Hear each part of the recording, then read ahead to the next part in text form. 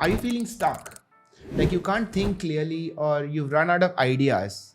You might be having a creative block. A creative block is an overwhelming feeling of being stuck in the creative process where you can't move forward or make something new. And in today's video, I'm going to tell you how to get over it. For those of you who are new here, I'm Dr.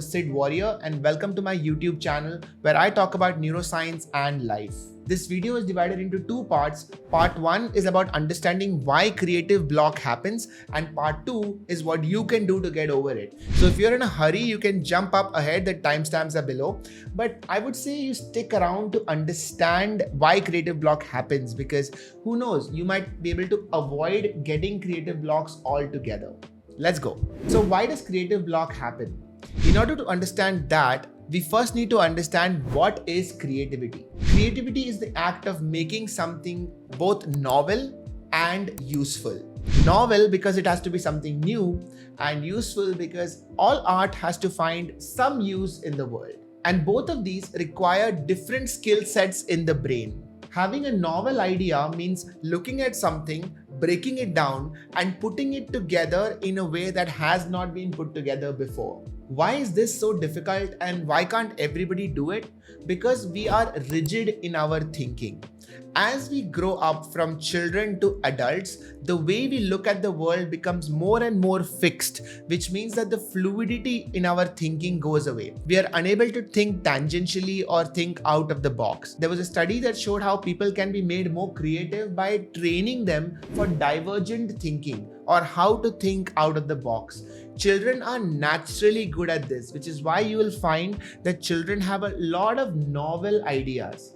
But does that mean that they're creative? Not always. Because like I said, it's not just about novel, it's also about useful. Finding a use for your new creation is a skill set in itself. Because not all new ideas will have a place where it can fit. Just like a jigsaw piece that is looking for its spot, sometimes you have to create a space for your new idea for the creative process to be over. So that is a 2-minute gist of what creativity is. Now we can talk about what is a creative block. Creative block happens because our brain is not able to spot new patterns. That's the gist of it. It is able to see everything, but it is not able to rearrange reality in a new way. And when we keep trying to do this and failing, there is frustration. The more frustrated we get, the more our limbic system kicks in.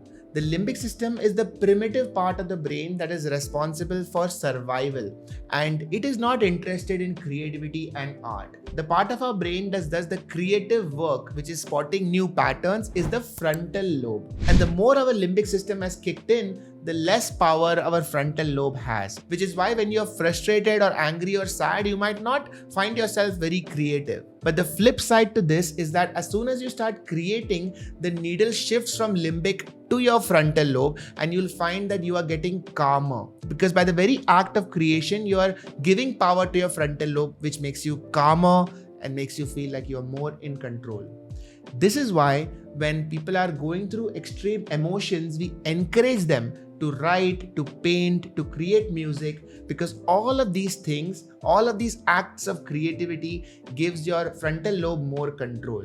So the next time you are going through an emotional phase, try creating something and see the effect it has on your brain. So when does creativity happen? I told you how if you are very frustrated, you cannot be creative, but the opposite is also true. Suppose you are feeling extremely relaxed and you have no interest in paying attention to anything around you, then also creativity cannot happen. For example, when you're asleep or you're relaxing on a beach in Goa, you might not find yourself in a creative space. That is why for creativity, there is a need for optimum stress.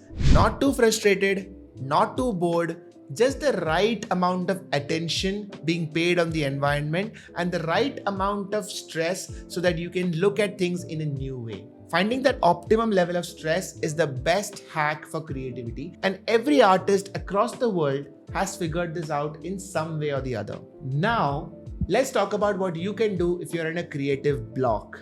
You are trying to create, you're trying to spot new patterns and you're just failing and you don't know what you can do.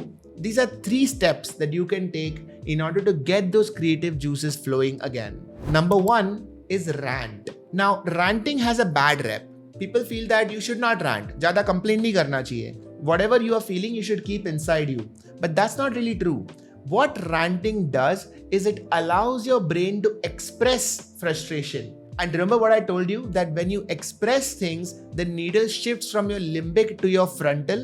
The more ranting you do and the more words you put out there, the needle is gradually shifting away from the limbic. You are getting more and more control, and very soon you will get your creative mojo back. So don't worry, rant without fear, rant in front of someone you can trust, or just rant into your notebook, which is what journaling is, and you will find your creative spark again. There is a saying that says, when you're in writer's block, write about the writer's block, which basically means you have to write your way through the block. Step number 2 is rest. Part of creativity is finding that zone of optimum stress, and if you're too stressed out, one of the ways in which you can bring it back to the level of optimum stress is by resting.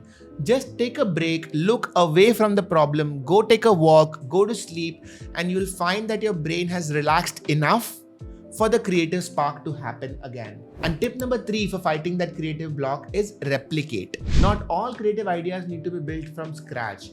Do what you have done in the past, copy from your own previous methods, or look to other people for inspiration. Do what they have done, and this will help your brain to see a problem in a way it reminds your brain of what creativity can look like, and just by behaving in those creative patterns, your brain can unlock its own. So to summarize, these are the 3 R's that can help you to get over your creative block: rant, rest, and replicate. I hope this video is useful for you. Let me know what challenges you have faced when dealing with your creative block. If you like this video, hit the like button, subscribe to the channel. Here are some more videos around creativity that we have talked about on this channel before. And I will see you guys in the next video. Cheers.